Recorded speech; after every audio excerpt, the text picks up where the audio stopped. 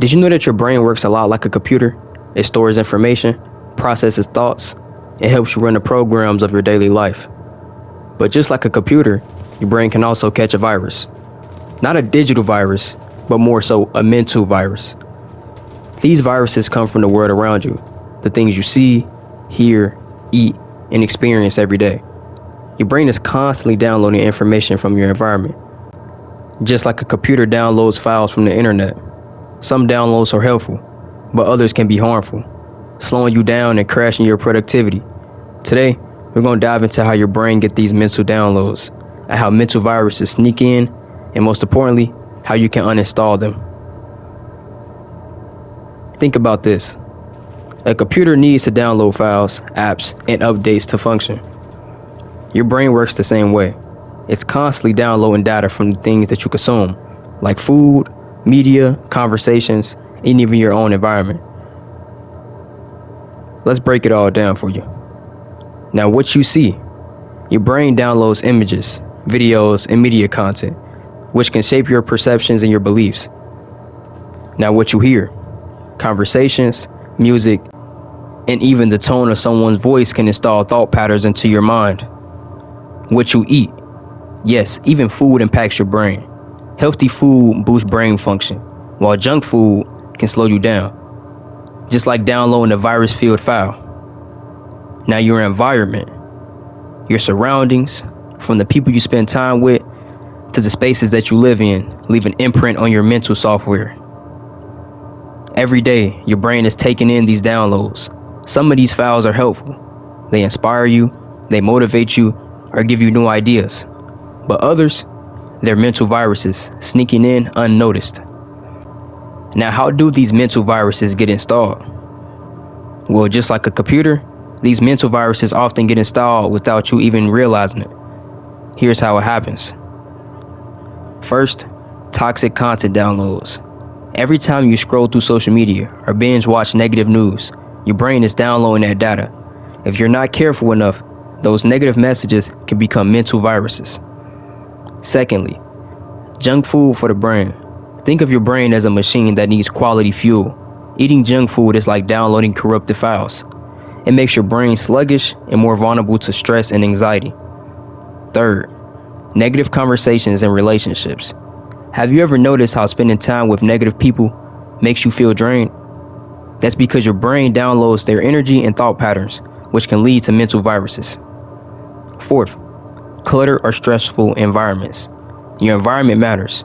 If you're constantly surrounded by chaos, your brain downloads that stress and stores it like junk files. Over time, it's just going to slow you down. Now that you know how these mental viruses get installed, let's talk about how to recognize them. Here are some signs your brain might be affected. First, negative self-talk. You keep hearing that inner voice telling you things like, "I'm not good enough," or "I'll never succeed," which is very harmful to your mental state. It can only drive you in the opposite direction of where you're trying to be. Second, lack of focus or motivation.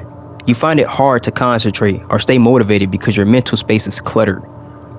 Third, emotional overload.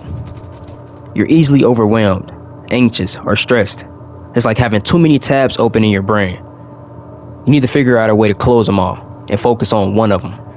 A fourth sign is self-sabotage. You procrastinate, avoid challenges, or give up easily because you've downloaded limiting beliefs. Now let's get into the good stuff. How do you clean up your mental software and upgrade your mindset? Here are 5 steps to reboot your brain and uninstall those mental viruses. The first step, identify the virus. Start by figuring out what negative beliefs or habits you've downloaded. Ask yourself, what thoughts are holding me back? Write them down. The second step, challenge the virus. Once you've identified the mental virus, challenge it. Ask, is this really true? Most of the time, these thoughts usually don't stand up to scrutiny. The third step, replace with positive downloads. Reprogram your brain with healthier downloads. Listen to uplifting podcasts, read positive content, and surround yourself with positive, supportive people.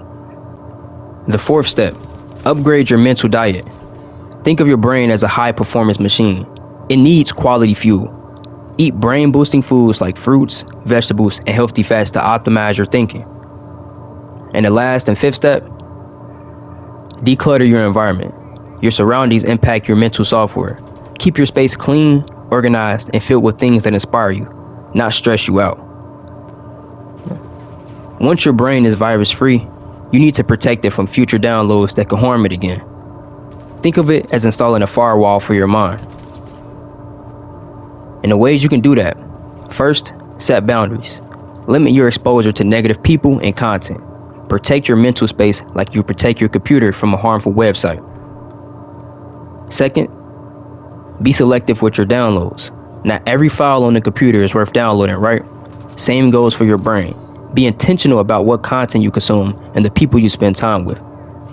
Third, practice regular maintenance. Just like a computer needs regular updates, your brain needs maintenance as well.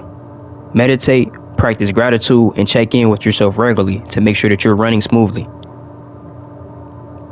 So, there you have it. Your brain is just like a computer, always downloading information from the world around you.